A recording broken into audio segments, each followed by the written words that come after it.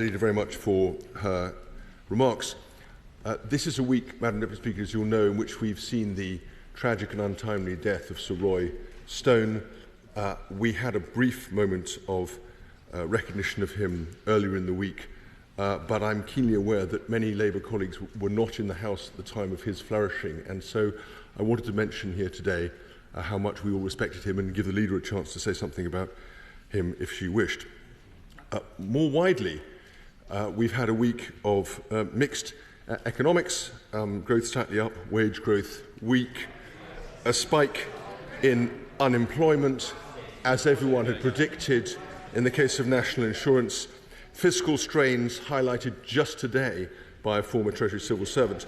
We've also had an immigration policy launched with echoes of Enoch Powell and a Prime Minister who doesn't know the difference, it appears, between capital and current spending in relation to hospices who are seeking to support people day to day across this country who are literally at death's door.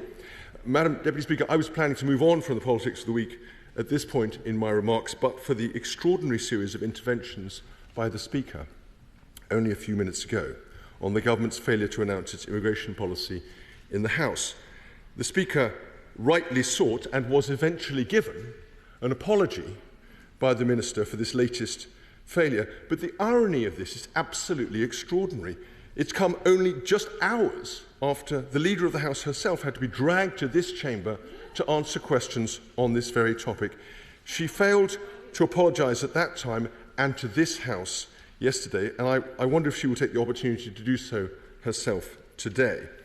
But whether she does or not, I hope that you, Madam Deputy Speaker, Mr. Speaker, and all the Deputy Speakers will insist on maintaining the primacy of our parliamentary democracy and demanding that governments are held to account.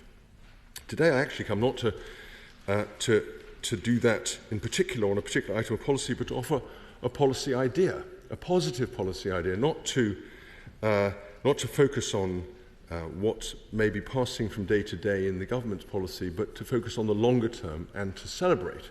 And I do so in relation to a personal interest of mine. Indeed, I think the House will probably know a mini-obsession, which is growth and development and innovation in higher education. This week we saw the graduation of our first students at our new university in Hereford, the New Model Institute for Technology and Engineering. This is the first greenfield university in this country for 40 years, a specialist technical engineering university teaching students of every age and background, especially those from less well-off families, in a very intensive and immersive way, teaching them the hands-on skill of an apprenticeship, but also the rigour of a master's degree. Working in teams, building work habits, working closely with partner companies in defence and security, energy, construction, food and agriculture.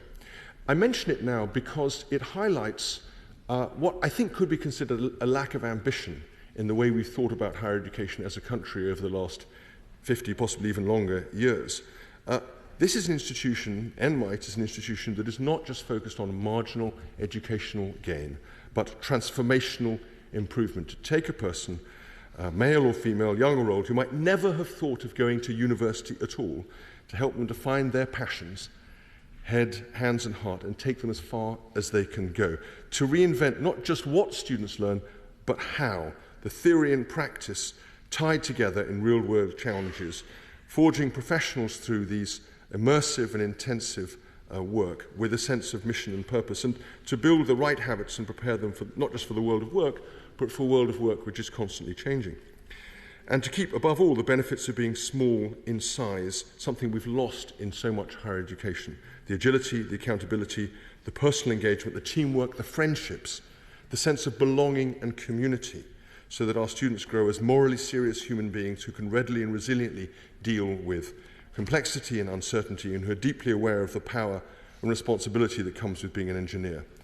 Now, does it work? Well, these students are studying to a master's in engineering. This is certified independently as being of very high quality.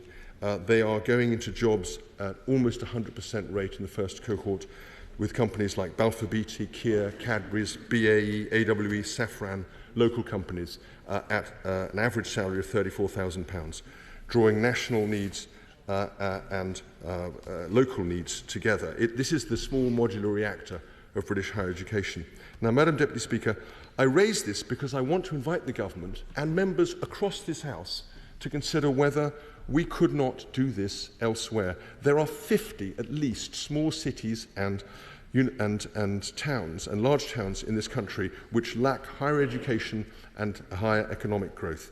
There's a huge need for specialist STEM skills, vast amounts of talent deprived of opportunity, and this can be part of the solution. So, colleagues, I don't know whether any of them would like to be involved, but each of them could be, in their own area, in their constituency, leading on the creation of a new university, not just a campus, but a new university designed for local people, local businesses, and national economic opportunity. That is the opportunity, and I invite the House and the government to consider it. Thank you very much.